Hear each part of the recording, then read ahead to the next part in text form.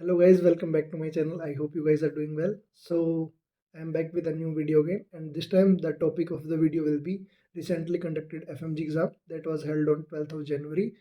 और इस बार जो FMG का रिजल्ट है वो सरप्राइजिंगली काफ़ी अच्छा है. अराउंड 30% स्टूडेंट्स ने बहुत अच्छे मार्क्स के साथ इस एग्ज़ाम को क्रैक किया है. And today with us we have a special guest doctor Gyanisha Patel, and she has done a commendable job and scored 180 in this exam. So hi Dr. Gyanisha. Hello Gaurav, कैसे हैं आप? मैं बढ़िया, आप कैसे हैं? मैं भी बढ़िया हूँ। First of all, congratulations to you and your family on doing such a commendable job. You have scored a very good score in this exam, and that was in very first attempt only. So, please introduce yourself to our audience. Like, how did you started your MBBS journey? Thank you so much गौरव।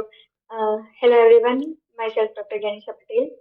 और मैंने 2019 में Ukraine में Ternopil national medical university में admission लिया था, और मैं अभी 6 महीने पहले किर्गिस्तान इंटरनेशनल मेडिकल यूनिवर्सिटी से ग्रेजुएट हुई। वॉर और कोविड की वजह से ट्रांसफर लेना पड़ा था, बीच में ऑनलाइन भी काफ़ी सारा चला था। Then how did you proceed with, like, it was a totally new journey कि आपने एक नई यूनिवर्सिटी में दोबारा से ट्रांसफर लिया. then how did you started with your preparation there?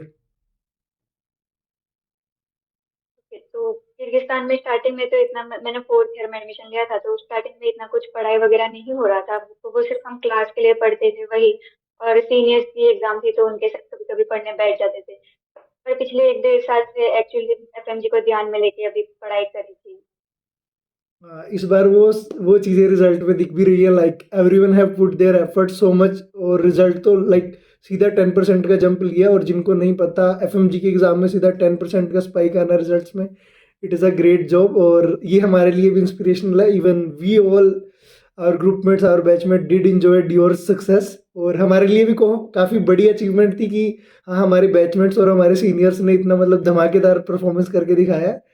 So please tell me about, like, how did you the journey was started in your fourth year, right? When you said like you are more serious about your FMG profession in fourth year.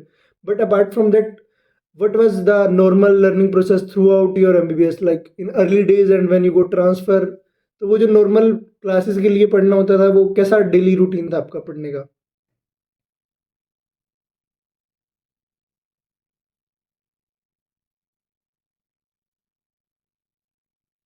वो normal classes के लिए तो आधा घंटा पौना घंटा पढ़ लेते थे, जो क्लास रेगुलरली चलती थी उसके लिए।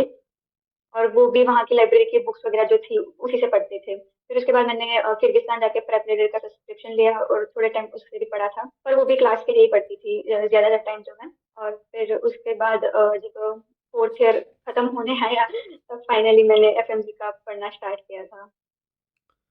तो like it was around 1.5 year that preparation phase of yours, right? Yes yes. तो जैसे कि आपने एकदम से ट्रांजिशन लिया एक जगह से दूसरी जगह, तो अडेप्ट होने में भी काफ़ी टाइम लग जाता है. और सडनली आपने प्रिपरेशन किया, मतलब क्या सोर्स था प्रिपरेशन का, और क्या मोटिवेशनल सोर्स था आपका? मतलब कि एकदम से एक जगह नई जगह जाके एकदम से अडेप्ट करना, और साथ के साथ एक नई जर्नी ऑफ प्रिपरेशन स्टार्ट कर देना. मतलब क्या आपका मोटिवेशनल सोर्स था वहाँ पे? आपके सीनियर्स ने आपको कैसे गाइड किया? पेरेंट्स का कैसे सपोर्टिव रोल था उसमें? मेरे सीनियर्स ने तो मुझे मतलब हर स्टेप पे मुझे उनकी जरूरत पड़ी है, उन्होंने मेरी बहुत हेल्प की है। जो मेरे बेस्ट फ्रेंड भी है, जो मेरे सीनियर है, और मैं सब कुछ उनसे पूछ के ही करती थी क्योंकि उन्होंने भी फर्स्ट अटेम्प्ट में बहुत अच्छे स्कोर से निकाल लिया था एग्जाम। और पेरेंट्स भी बहुत ज्यादा सपोर्टिव है मेरे। तो मैंने जैसे बताया कि मैंने प्रेपरेटर का सब्सक्रिप्शन लिया था, तो स्टार्टिंग में तो मैं कुछ ऐसे यूट्यूब वीडियोस और ये सब देखती थी। पर फिर धीरे धीरे मैंने प्रेप से क्वेश्चन करना स्टार्ट किया, फिर वीडियोस देखने चालू करे, और फिर उसके बाद मतलब सीनियर्स के साथ ही पढ़ाई कर लिया करती थी। और फिर धीरे धीरे वो एक्सेलरेशन हो गया उस चीज का पढ़ने का। सो बेसिकली अगर जूनियर्स के लिए एक बात बोलना चाहें कि अगर वो अपनी प्रिपरेशन तो अर्ली डेज में स्टार्ट कर सकते हैं, बट इतना हैवी प्रिपरेशन की तरफ ना जाके अपना डेली रूटीन का, अगर जो भी क्लासेस में उनको पढ़ाया जा रहा है उसी को वो उस डेप्थ में पढ़ ले कि उनका वो टॉपिक वहीं पे क्लियर हो जाए. And then throughout the course जब वो एंड की तरफ आए, देन उस चीज़ का रिवीजन होके कंपाइलेशन होता जाए. It will make like great jump in their any exam. Like कोई भी एग्जाम होगा फ्यूचर में, नेक्स्ट हो, एफ हो, तो वो काफ़ी हेल्प करेगा उनको. हाँ हाँ एग्जैक्टली मतलब अपने क्लास के लिए रेगुलरली थोड़ा थोड़ा पढ़ते रहो। वो तुम्हें बहुत ज्यादा हेल्प करेगा आगे एग्जाम्स के लिए जब तुम पढ़ने बैठोगे तब। मतलब अब इस वक्त तुम्हें कुछ याद नहीं आएगा कि क्या पढ़ा था, पता नहीं होगा कि हाँ ये पढ़ा है, पर जब आप प्रिपेयर करोगे तो फिर वो चीज आपको याद आ जाएगी कि हाँ मैंने ये पढ़ा था पहले ऐसे। या recently I was talking one of my junior और उसका सेम यही डाउट था कि जैसे आपकी प्रिपरेशन मेरे से एक स्टेप अहेड चल रही है, तो क्या आपको भी कभी ये फील होता है कि भाई मतलब जितने सब्जेक्ट पढ़ लिए कभी वो कॉन्फिडेंस नहीं आ पाता कि हाँ पढ़ तो लिए पर वो दिमाग में चीज़ें नहीं आती, तो एक वो लैग रहता ही है हमेशा प्रिपरेशन में। लैग ऑफ कॉन्फिडेंस बोल सकते हैं हम उसे, कि मतलब हमें कभी वो आ नहीं पाती फीलिंग कि हमने पढ़ तो लिया क्या पर हमारे दिमाग में वो मेमोरी इम्प्रिंट है क्या नहीं उन सब्जेक्ट की, तो मतलब कैसे ओवरकम करें उस या ओवर थिंकिंग को कैसे सप्रेस करें कि नहीं हमें आता है। देखो इसके लिए बेस्ट चीज तो है कि आप एक्टिव रिकॉल करो। जो आपने पढ़ा है वो किसी आपके फ्रेंड को समझाओ, या खुद कोई नहीं है तो आप अपने खुद से बातें करो। और या फिर आप क्वेश्चन सॉल्व करो, जीटीज दो, मिनी टेस्ट होता है वो दो। तो ये सारी चीजें आपका स्कोर भी इम्प्रूव करने में हेल्प करेगी और आपको पता भी चल जाएगा कि आपको कितना आता है या नहीं आता। We can work on our weak point also. Yes हाँ, यस एक छोटी एग्जैक्टली। सी चीज़ और, आपने अभी जस्ट एक चीज़ मेंशन करी थी लाइक आपके सीनियर्स का बहुत बड़ा रोल था कि आपको उन्होंने बहुत अच्छे से गाइड किया। तो जैसे हमारे टीचर्स हम किसी भी प्लेटफॉर्म को पकड़ के चलते हैं वो बोलते हैं कि देखो बेटा अपनी जो आप प्रिपरेशन कर रहे हो जब आप मिस्टेक्स करते हो यहाँ पे मिस्टेक कर लो पर एग्जाम में मत करना। पर हमारे सीनियर्स ऑलरेडी वो एग्जाम दे के आए हैं, उन्होंने वहाँ पे जो चीज़ें फेस करी हैं वो हमें बता देते हैं। लाइक इस चीज़ में सीनियर्स का कैसा रोल रहता है कि लाइक अब वो टाइम नहीं रहा ना कि हम मिस्टेक करेंगे, हम एग्जाम में जाके तो मिस्टेक करना अफोर्ड कर नहीं सकते। सो तो सीनियर से हम कैसे गाइडेंस ले सकते हैं कि एग्जैक्टली। हम वो जो अटेम्प्ट देने जाएंगे अपना first and the last attempt for God sake, तो वो हम कैसे इम्प्रूव कर सकते हैं। तो बेसिकली वो आप उनसे पूछ सकते हो कि आप कौन से रिसोर्सेज यूज कर सकते हो। फिर आप देखो सिलेबस बहुत बड़ा है एमबीबीएस का, तो आप एक गो में तो मतलब नहीं पढ़ सकते हो सब कुछ और एक साथ सब कुछ याद नहीं कर सकते। तो आप उनसे पूछ सकते हो कि कौन कौन से सब्जेक्ट इंटीग्रेट कर सकते हैं हम लोग, कि सपोज कि आप पैथो के साथ सर्जरी इंटीग्रेट कर सकते हो। ये सारी चीजें जो पढ़ चुका है पहले से उनको पता होगी। फिर कौन से सब्जेक्ट को कितना टाइम देना चाहिए ये भी आपको आपके सीनियर्स इसमें भी गाइड कर सकते हैं। फिर कैसे टाइप के क्वेश्चन आते हैं एग्जाम में, और एग्जाम में जो एंजाइटी का प्रेशर वगैरह बना रहता है उसको कैसे मैनेज करना है, ये सारी चीजों में भी आपको आपके सीनियर गाइड कर सकते हैं। एंड चलो और क्वेश्चंस कैसे सॉल्व करने हैं ये वगैरह। अगर सब्जेक्ट्स की बात चली रही है तो लेट अस डिस्कस कि आपने अपने एफएमजी का जो ये अटेम्प्ट दिया था उससे पहले क्या आप अपने सारे सब्जेक्ट कंप्लीट कर गए थे और there are some leftovers. नहीं मैंने सारे 19 सब्जेक्ट पढ़े थे, और मैं आपको भी सजेस्ट करूंगी कि आप सब सारे 19 सब्जेक्ट पढ़ो, क्योंकि वो ब्लूप्रिंट भले ही देते हैं एग्जाम का पर वो पेपर हमेशा डिस्प्रपोर्शनेट होता है। वो कोई ऐसा नहीं है कि जितने बोलते हैं उतने एमसीक्यू पूछे थे। इस बार भी बहुत सारे सब्जेक्ट ऐसे थे जिनमें से बहुत सारे क्वेश्चन थे, पर कुछ सब्जेक्ट में से क्वेश्चन नहीं होते। तो वो हम उसका प्रेडिक्ट नहीं कर सकते ना कि कौन से सब्जेक्ट में से ज्यादा क्वेश्चन आएंगे। तो बेसिकली यही है कि आपको सारे 19 सब्जेक्ट करने हैं, इसका तो कोई वो नहीं है कि आप 14-15 सब्जेक्ट करके जाओ कि आपका हो जाएगा, नहीं ऐसा नहीं है। आपको सारे 19 सब्जेक्ट करने हैं, चाहे स्मॉल 5 सब्जेक्ट भी है वो भी आप पढ़ो।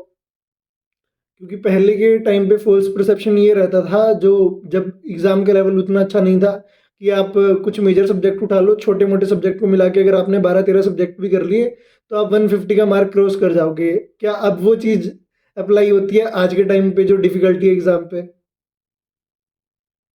नहीं नहीं नहीं, अब वो मतलब उतना नहीं होता है, क्योंकि वो लोग चेक करें कि आपका नॉलेज कितना है, आप किस चीज को कैसे इंटीग्रेट कर सकते हो, सारे सब्जेक्ट को एक साथ कैसे इंटीग्रेट करके आप सॉल्व कर सकते हो क्वेश्चन को। तो बेसिकली पढ़ने तो सारे ही सब्जेक्ट पढ़ते हैं, क्योंकि वो कोई एक स्पेसिफिक सब्जेक्ट से एक स्पेसिफिक क्वेश्चन नहीं पूछते। आप कुछ क्वेश्चन सॉल्व करोगे तो आप देखोगे कि एक ही क्वेश्चन में आपको पैथो, फार्मा और मेडिसिन तीनों ही सब्जेक्ट पूछे हुए हैं। इवन तो दिस टाइम पढ़ने तो सारे ही सब्जेक्ट when पढ़ते I हैं। was watching recall of this 12th January exam, many teachers were discussing the same topic। वो क्वेश्चन पीएसएम वाले टीचर भी डिस्कस कर रहे हैं, पैथो वाले भी, मेडिसिन वाले भी, पीडियाट्रिक्स वाले भी। So it is a like overlapping, आप डिफरेंशिएट नहीं कर पा रहे आज के टाइम पे कि क्लिनिकल क्वेश्चन हाँ एग्जैक्टली किस सब्जेक्ट में जाके बैठेगा। इस सब्जेक्ट का है वही। So tell tell us more about your preparation source, like आपका कोर सोर्स क्या था, कहाँ कहाँ से आपने सब्जेक्ट कवर किए और किस सब्जेक्ट को आपने लाइक इन डेप्थ ज़्यादा टाइम दिया और किन सब्जेक्ट्स को, मतलब अगर कोई स्टूडेंट ये चाहता है कि मेरे पास उतना ज़्यादा टाइम नहीं है मैं कुछ सब्जेक्ट को कम महत्वता देके मतलब कम टाइम देके भी 19 सब्जेक्ट कवर कर लूँ, तो कैसे वो कर सकता है इन सब चीज़ों को? तो मैंने बेसिकली मेजोरिटी मैंने सारे सब्जेक्ट प्रेप से पढ़े हैं, पर मैंने स्मॉल सब्जेक्ट जो है वो मैंने सेरेबेलम से पढ़े थे। और एनाटॉमी और बायोकेमिस्ट्री मैंने मिस्ट से पढ़ा हुआ था। बायोकेमिस्ट्री में मैंने भी थोड़ा कुछ टीचर्स का मिक्सअप किया था, पर मैंने बेसिकली मेरा मेन सोर्स वही था। तो अगर आपके पास टाइम बहुत कम है तो आप मैंने ज्यादा टाइम मतलब मेन सब्जेक्ट को ही दिया था ऑफ कोर्स, क्योंकि वो इम्पोर्टेंट है। लाइक सर्जरी है और पीएसएम है, ये मैंने फुल वीडियोस से पढ़ा था। उसके लिए कोई एक्सेप्ट नहीं है आपके पास। और फिर पेट माइक्रो है या मेडिसिन है, आप इसमें आरआर कर सकते हो, क्योंकि वो बहुत बड़े सब्जेक्ट है, वो खत्म नहीं होने वाले हैं कभी। इवन तो प्रीति मैम फिर इटसेल्फ इसके सेज सिवा कि जो नॉन अगर क्लिनिकल। आपने आरआर कर ली पैथ और माइक्रो की, अगर प्रीति मैम की, तो दैट्स मोर देन इनफ। और साथ में अगर आपने सप्लीमेंट कर लिया पीवाईक्यूज और कस्टम मॉड्यूल, अगर आपने प्रैक्टिस अच्छे से करी है तो rapid revision cover most of the topics. हाँ, आप रैपिड रिवीजन, हाँ, प्रीति मैम का रैपिड रिवीजन बहुत मतलब बहुत अच्छा है ऑफ कोर्स। पर उसके साथ आपको पीवाईक्यू पीवाईटी करने ही करने हैं। पीवाईक्यू मत छोड़ो, उसको रट लो, घोल के पी जाओ पीवाईक्यू को, कि उसमें से बहुत सारे क्वेश्चन आते हैं। और अगर आप सिर्फ रैपिड रिवीजन पे डिपेंडेंट हो तो आप उसको बार बार रिवाइज करो कि ये जो इतना कंटेंट है ना, इसमें से कोई क्वेश्चन आए तो गलत नहीं होना चाहिए। वैसे पढ़ो रैपिड रिवीजन को। और उसका एलआरआर भी है, और उनकी सीरीज भी चलती है यूट्यूब पे, कुछ 50 आईबीक्यू वाली और 100 वन लाइनर वन वाली, वो लाइनर भी से। बहुत अच्छी हेल्पफुल रही है मेरे लिए। ओके एंड चलो, ये जब हमने एक तरह से कोई बंदा फर्स्ट रीड अपनी कंप्लीट कर लेता है, तो क्या उसको वेट करना चाहिए कि भाई अब जब मेरी पूरी फर्स्ट रीड कंप्लीट हो जाएगी तभी मेरे को क्वेश्चंस पे जंप करना है? जब मेरी एक बार सारे सब्जेक्टों का मैं एक दिमाग में इमेज बना के चलूँ, उसके बाद ही मैं क्वेश्चन अटेम्प्ट करूँ, तभी जीटी देना स्टार्ट करूँ? Like what is the ideal time, जब मतलब कितने सब्जेक्ट्स के बाद या हमें वेट करना चाहिए कि हमारी फर्स्ट रीड कंप्लीट हो जाए तब हमें जीटी देना चाहिए? देखो, क्वेश्चन तो आपको पहले दिन से ही सॉल्व करने स्टार्ट कर देनी चाहिए। और जीटी की बात है तो आपके कुछ 5-6 मेजर सब्जेक्ट हो गए हैं। लाइक बड़े बड़े सब्जेक्ट 2-3 आपने पीएसएम सर्जरी वगैरह कर लिया है, और पैथो कर लिया है, और साथ में एनटी ऑप्था कर लिया है। तो 5-6 सब्जेक्ट आपके हो गए, तो आप इस बेसिस पे आप जीटी दे सकते हो। ऐसा कुछ नहीं है कि 19 सब्जेक्ट होने के बाद ही जीटी दो। और मंथली एटलीस्ट एक जीटी तो दो ही। तो आपको जीटी होता है कि आप इवेल्युएट करो कि आपने कैसा पढ़ा है, क्या पढ़ा है। और आपको वही सब्जेक्ट पे देखना है ना स्कोर, कि आपका कितना है जो आपने ऑलरेडी पढ़ चुके हो। तो बेसिकली जीटी तो आपको देना स्टार्ट कर ही देना चाहिए जितना जल्दी हो सके, क्योंकि उससे एक्यूरेसी बढ़ जाती है एक तो। और आपका जो टाइम मैनेजमेंट है, जो अभी बहुत इंपॉर्टेंट है एफएमजी के एग्जाम के लिए, जो 50-50 वाला स्लॉट अभी बनाया हुआ है उन्होंने, वो तो लाइक इसके लिए आपको जीटी ज्यादा देनी चाहिए। वो सीटिंग हैबिट डेवलप हो जाएगी ताकि एग्जाम के टाइम पे जाके वो हाँ, अनकंफर्टेबल फील ना करे कि हम कैसे पाँच एग्जॉस्ट नहीं घंटे की, होना क्योंकि वो वगैरह। 5 घंटे एक तरह से मैराथन होते हैं। इवन अगर मैं अब अपने सब्जेक्ट की कोई एग्जाम हाँ, एग्जाम तो नहीं, मतलब छोटे टेस्ट भी देता हूँ, in a span of like 50 question का भी अगर मैं कोई कस्टम मॉड्यूल बना के कर रहा हूँ, तो 50th क्वेश्चन तक जाते जाते मेरा फटीग लेवल बिल्कुल हिट कर जाता है कि नहीं अब सेचुरेशन हो गया, इसके बाद तो मैं क्वेश्चन नहीं कर रहा। हाँ। तो लाइक अगर हम उसको बार बार एटलीस्ट हमारे फाइनल ईयर में अगर हम बार बार प्रैक्टिस कर रहे हैं तो हमें हैबिट हो जाएगी उसकी। हाँ, और जीटी देके आपको एक और चीज की प्रैक्टिस हो जाएगी कि आपको मतलब, देखो हम कस्टम मॉड्यूल बनाते हैं या कोई स्पेसिफिक क्यू बैंक उठा लेते हैं जिससे हम क्वेश्चन सॉल्व करते हैं, तो हमें पता है कि ये पैथो की क्वेश्चन बैंक है या ये फार्मा की क्वेश्चन बैंक है, तो इसमें पैथो या फार्मा तक ही मुझे सोचना है। और जब आप जीटी दोगे तो आपको पता नहीं है कि नेक्स्ट क्वेश्चन कौन से सब्जेक्ट का है, तो वो भी आप में डेवलप हो जाएगा कि हाँ, इसके बाद कोई भी सब्जेक्ट आ सकता है और मैं इस चीज से क्वेश्चन कर सकता हूँ ऐसा। एक चीज और है कि लाइक फॉर एग्जांपल मैं हूँ, मैंने एक सब्जेक्ट कहीं से कर लिया, मैंने फर्स्ट रीड कर ली, I am in the revision phase और I am doing practice of question, but मेरे कुछ कॉन्सेप्ट्स वीक थे या मेरी मिस्टेक्स आ रही हैं। मेरे साथ मेरे एक फ्रेंड बैठा है, उसने भी अपने किसी अदर टीचर से पढ़ रखा है but he is doing good. तो क्या मतलब बच्चों के माइंड में डाउट होता है कि यार मेरे टीचर ने तो मेरे को अच्छा नहीं पढ़ाया, और मैं जो उसको बहुत अच्छे से आता है जो उसके टीचर ने पढ़ाया है, मैं वो उस टीचर पे स्विच कर लेता हूँ। तो क्या ये करना कितना सही रहता है कितना नहीं, मतलब खास तौर की अगर फाइनल ईयर एक स्टूडेंट है वो एफएमजी के लिए प्रिपेयर कर रहा है? देखो, फाइनल ईयर में या लास्ट 5-6 महीने में टीचर चेंज करना इज कम्प्लीटली स्टुपिडिटी। वो आप बिल्कुल भी मत करो, क्योंकि फियर ऑफ मिसिंग आउट तो सब में होते हैं, और कुछ ना कुछ छूट ही जाएगा, आप सब कुछ एक साथ नहीं पढ़ सकते हो। पर एक टीचर पे आप भरोसा करके चलो कि हाँ ये पढ़ा रहे हैं, ये सही है, इनका क्वेश्चन बैंक सही है, और मैं इनके सारे क्वेश्चन सॉल्व कर लूँ और वीडियोस देख लूँ और नोट्स पढ़ लूँ। मतलब एक ही टीचर पे ट्रस्ट करके चलो। तो आप मतलब फोमो में मत चले जाओ, एंजाइटी में मत चले जाओ कि इसका हो रहा है, मेरा क्वेश्चन नहीं हो रहा, ऐसा मत करो। इट्स लाइक कि हम एक बुक को अगर 10 बार पढ़ ले वो बेटर है बजाय कि हम 10 अलग अलग बुक पढ़े। 10 अलग अलग book, yes exactly. Okay. And during your phase आपने कभी ऐसा फील किया कि हाँ अब तो बस सैचुरेशन हिट कर गई है, अब इससे ज़्यादा तो नहीं पढ़ा जा रहा, अब मैं गिव अप कर देती हूँ इस पॉइंट पे, अब मेरे से नहीं हो रहा? हाँ बस जितना एग्जाम पास आते गए ना, ये चीज बढ़ती गई, जो एंजाइटी लेवल है और जो टेंशन है वो बहुत ज्यादा इंक्रीज हो गया था, और लास्ट एक महीने में तो मतलब बहुत ही ज्यादा। तब ऐसे लेके नोट्स वगैरह लेके बैठे थे, तब पता मतलब ऐसा लगता था कि नहीं ये तो आता ही नहीं है, ये कभी पढ़ा नहीं है, क्योंकि उस वक्त आपके सारे 19 सब्जेक्ट मिक्सअप हो जाते हैं, और फिर आप मतलब एक साथ उसको सारी चीजों को याद नहीं कर सकते हो ऑब्वियसली। पर जब आप क्वेश्चन सॉल्व करोगे, आप एग्जाम में बैठे होंगे, आप दे रहे हो, तभी भी आप क्वेश्चन सॉल्व करोगे, तो आपके पास मतलब सामने एक क्वेश्चन होगा, तो आप उसी डायरेक्शन में सोचोगे ऑफ कोर्स। तो आप इधर उधर की चीजें नहीं सोचोगे, तो उस वक्त आपको याद आ जाएगा जो आपने पढ़ा हुआ है वो। तो इस चीज के लिए आप मतलब एंशियस होना सही है एग्जाम के टाइम पे, नॉर्मल है, पर इतना ज्यादा मत हो जाओ कि आप मतलब एग्जाम ही ना दे सको, क्योंकि बहुत एंड सारे स्टूडेंट ऐसे हैं जो एग्जाम के टाइम पे जो पैनिक बहुत ज्यादा हो जाते हैं, जिसकी वजह से उनका टाइम वेस्ट हो जाता है बहुत ज्यादा।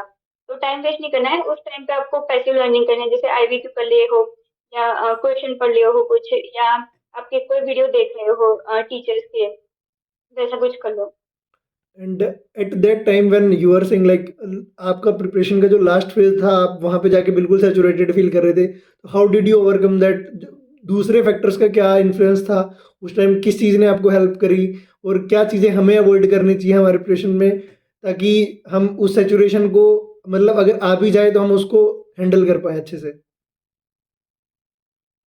तो बेसिकली मैंने तो अपने पेरेंट्स से जाके बात करी है, और जो मेरे सीनियर थे जो मुझे थ्रू आउट द जर्नी जिसने गाइड किया है, उनसे जाके बात करी है। तो वो मुझे मतलब मोटिवेशन देते रहते हैं। हाँ उस वक्त मोटिवेशन इतना ज्यादा वो हेल्प नहीं करता, बट थोड़ा बहुत हेल्पफुल होता है, वो काम करते रहते थे मुझे। और उसके सिवा तो मैं कुछ मेडिटेशन, आप 5-10 मिनट के लिए कुछ कर लो, या मैं ब्रेक लेके पढ़ती थी, वो उतना ज्यादा मेरे से पढ़ा नहीं जा रहा था, तो फिर वॉकिंग, वॉक पे चले जाओ आप, या फिर कुछ आईबीक्यू जैसा पढ़ लो, मतलब पैसिव लर्निंग करो जो भी कर रहे हो वो, उसके सिवा। और और आप फिर आप अवॉइड करने के लिए तो आप ये अवॉइड करो कि नेगेटिव पेपर से दूर रहो, जो बोल रहे हैं कि नहीं होगा ये एग्जाम, और ये पास नहीं कर सकता है, ये वो, ये वाली चीजों से दूर रहो, अपने आप को आइसोलेट कर लो उतने टाइम के लिए। और इन सब लोगों से तो दूर ही रहो, वो लोग बोलेंगे मत सुनो उनका। और फिर मतलब अपने आप में फेथ रखो कि हाँ मैंने ये पढ़ा है और मैं पास हो जाऊंगा एग्जाम में, और 150 लाने हैं, उतना कोई बड़ी बात नहीं है, वो आप पास सब हो सकते हो। तो वही अपने आप में फेथ रखो, ये बहुत बहुत ही ज्यादा इम्पोर्टेंट चीज है।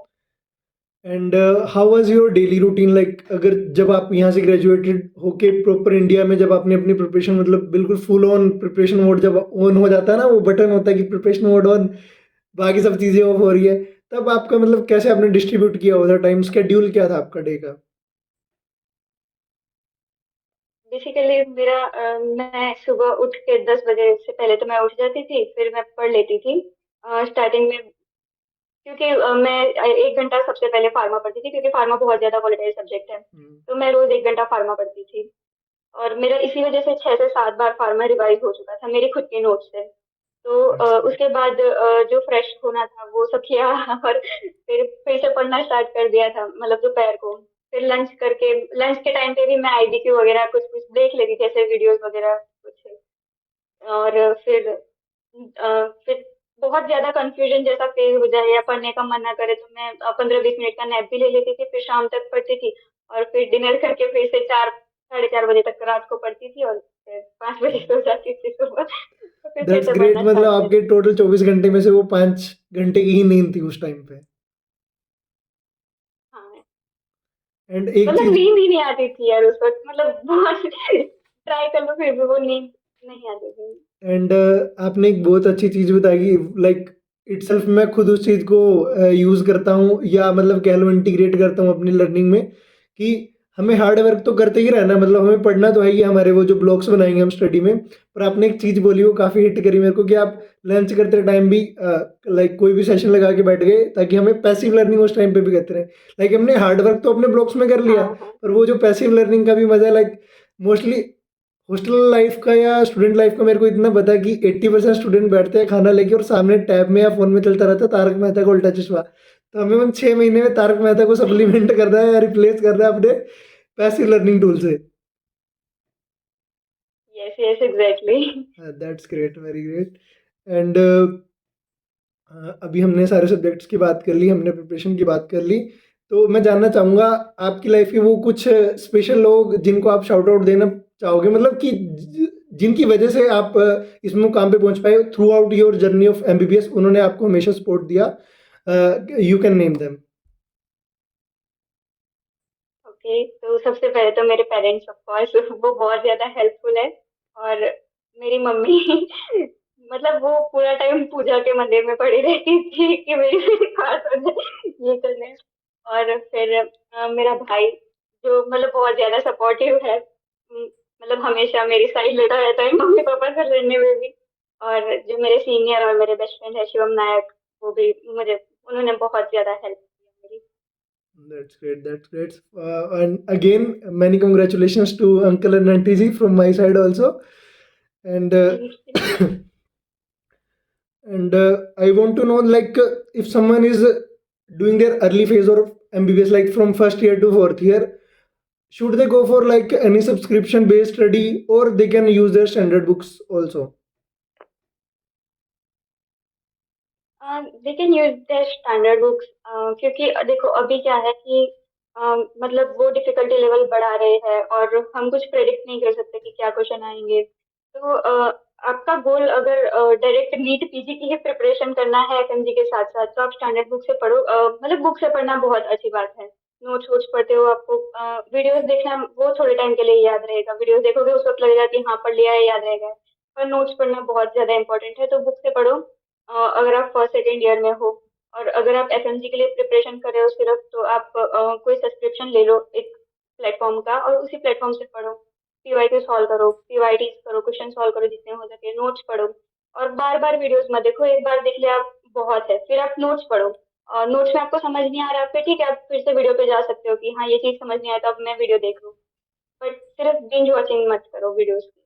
हाँ, क्योंकि इसमें मेरे को भी मारवा सर की एक टिपिकल लाइन याद आ रही है कि doctor should have a photographic memory, और एटलीस्ट हमें हमारे नोट्स की फोटोग्राफिक मेमोरी यस, जरूर बना के रखनी चाहिए। नोट्स की क्योंकि फोटोग्राफी वीडियोस मेमोरी। हमें सिर्फ पैसिव लर्निंग हाँ। टूल की तरह एक परसेप्शन देती हैं कि हमें आ गया, बट नोट्स आर द मतलब वो गेम चेंजर है, वही हमें बार बार पढ़ने हैं। Yes yes exactly. एंड एक चीज और पूछनी थी, लाइक इस फेज में आके जब हम अभी इंडिया नहीं गए हैं, स्टिल वी हैव लाइक 4 और 5 months here in the university till the graduation. तो स्टूडेंट्स एक किसी चीज को लेके स्ट्रगल कर रहे हैं, वो चीज सबसे ज्यादा कॉमन है कि उनका डे नाइट रूटीन नहीं बन पा रहा। Most of the students are like वो सोने जा रहे हैं सुबह 3 या 4 बजे, बट वो इफेक्टिवली स्टडी भी नहीं कर रहे उस टाइम पे, जस्ट टाइम वेस्ट कर रहे हैं। And if someone ask them कि भाई आप करते क्या हो, दे जस्ट से कि मेरे को नींद नहीं आती। तो उन स्टूडेंट्स के लिए क्या मतलब, does it really impact there final outcome in the results? तो मतलब क्या उनको वो अभी हैबिट सुधार लेनी चाहिए, या ओवर द टाइम वो चीज़ अपने आप कवर हो जाती है? मतलब आपकी क्या सजेशन रहेगी, आप तो उस वे से निकल चुके हो ना। नहीं, डेफिनेटली डेफिनेटली उनको हैबिट सुधारनी चाहिए। देखो कुछ अपने आप नहीं होने वाला, आपको कुछ एफर्ट्स डालने होंगे उस चीज में, तभी कुछ जाके चेंज आएगा। तो अपने आप तो कोई चीज चेंज नहीं होने वाली। आप पूरा time Instagram social media scroll करते रहते हो और फिर सो जाते हो और कहते हो कि पढ़ाई नहीं होती, पढ़ने का वक्त नहीं मिलता। यार हम पढ़ने ही गए हैं ठीक है, तो पढ़ने का वक्त नहीं मिलता ये तो कोई एक्सक्यूज नहीं है बेसिकली। तो ये हैबिट तो आपको ही खुद से बनानी पड़ेगी। बैठना मतलब एक साथ आप 6-7 घंटे मत बैठो, ऑब्वियसली आप 2-2 घंटे का स्लॉट पे बैठो, ब्रेक ले लो बीच में। और रात को भी पढ़ सकते हैं, ऐसा कुछ नहीं है कि रात को नहीं पढ़ सकते। ऑब्वियसली रात को 3 बजे भी पढ़ सकते हैं। अगर आप 3 बजे तक जाग रहे हैं तो instead of social media scrolling आप पढ़ाई कर लो, वीडियोस देख लो। तो धीरे धीरे वो बिल्डअप हो जाएगा, पर आपको कुछ तो स्टार्ट करना पड़ेगा अपनी तरफ से। अगर नींद नहीं आ रही तो नोट्स खोल लो, नोट्स खोल के तो हर किसी को नींद आ ही जाती है। हाँ वही। ओके, वही वही। Then the last question of this video session will be like, ये मोस्ट फेमस क्वेश्चन है, खासतौर की जो हमारे ईयर में भी प्रेवलेंट है, कि rapid revision as a last resort, क्या ये इनफ है एक स्टूडेंट के लिए अगर वो एक सब्जेक्ट को कवर करना चाहता है? देखो मैंने वही कहा कि अगर आप सिर्फ देखो लास्ट ईयर है, आपके पास टाइम नहीं है कि आप फुल कोर्स पढ़ो। कुछ कुछ सब्जेक्ट ऐसे होंगे जहाँ पे आपको फुल को मतलब फुल वीडियोस देखने पड़ेंगे, जैसे कि सर्जरी है, या आप उसके पूरे नोट्स पढ़ो। आप वीडियोस नहीं देख रहे हो तो आप उस चीज के पूरे नोट्स पढ़ लो एक बार। और कुछ कुछ सब्जेक्ट ऐसे हैं जिसमें आप आरआर पे डिपेंडेंट रह सकते हो, और कोई सब्जेक्ट छोड़ना नहीं है बस। और जो अगर आप रैपिड रिवीजन पे डिपेंडेंट हो तो आप रैपिड रिवीजन के नोट्स बार बार पढ़ो, और उसके वीडियोस भी आप सुनते रहो। जब फ्री लगे, आपको मन ना हो पढ़ने का, तो आप वो वीडियो सुनते रहो। पर वो चीज होनी चाहिए कि आपने जो रैपिड रिवीजन से पढ़ा है उस कंटेंट में से अगर कोई क्वेश्चन आ रहा है तो वो तो गलत नहीं ही होना चाहिए। तब फिर आपने उतना रैपिड रिवीजन पढ़ लिया है तो आप उस पर डिपेंड रह सकते हो। बाकी तो फुल कोर्स भी बहुत इंपॉर्टेंट है। Like apart from full course, what will be the 4 और 5 subject you will recommend from your side कि वो तो हमें मेन वीडियो से करने हैं, लाइक उनके जो हमारे कॉन्सेप्ट बिल्डअप होना चाहिए वो इन डेप्थ होना ही चाहिए, like 4 subject can you name please? हाँ देखो, पीएसएम है एक, तो वो कहीं से भी क्वेश्चन पूछ सकते हैं, वो कोई फिक्स नहीं है कि उसका मतलब कोई कॉन्सेप्ट नहीं है उस चीज में। फिर बायोकेमिस्ट्री है ऑब्वियसली। फिर सर्जरी है, मैंने वीडियोस नहीं देखे थे उसके, ज्यादातर फुल नोट्स ही पढ़े थे सर्जरी के। और उसके सिवा ऑप्था है। वो मतलब आप आजकल मतलब ऑप्था से बहुत ज्यादा क्वेश्चन आ रहे हैं। और तो मतलब जिस सब्जेक्ट से आपको ज्यादा क्वेश्चन पूछ रहे हैं उस सब्जेक्ट पे आप ज्यादा फोकस करो, ये इम्पोर्टेंट है। और तो था ये तो सारे सब्जेक्ट पे आपको फुल वीडियोस देखने चाहिए। नेक्स्ट एग्जाम में भी ophtha as a main ophtha तो सब्जेक्ट रहने वाला है, तो we can't miss on ophtha. अगर जो जूनियर्स ये इंटरव्यू सुन रहे हैं तो be sure that ophtha ENT जैसे subject don't take them lightly and do them properly. Exactly. Okay, so हमने काफ़ी सारे पॉइंट्स डिस्कस किए and most of the points were related to the preparation only. क्या आपकी जर्नी थी, क्या चीज़ें हमें उन चीज़ें से सीख के, मतलब अब लाइक हम इस टाइम पे कोई मिस्टेक अफोर्ड नहीं कर सकते। फॉर एग्जांपल अगर आपके सीनियर्स ने जो आपको उनकी मिस्टेक से सिखाया और आपने जो हमें चीज़ें बताई, तो इस टाइम पे हमें वेट नहीं करना चाहिए कि हम मिस्टेक करेंगे और हम अपनी मिस्टेक से लर्न करेंगे। जो चीज़ें हमारे सीनियर्स बता रहे हैं पास होने के बाद, we should totally rely on them कि मतलब हाँ उन्होंने बोला है तो कुछ सोच के ही बोला होगा। And thank you so much for this beautiful interview and for your precious time also. So with this, we are coming to end of this special interview. Thank you so much.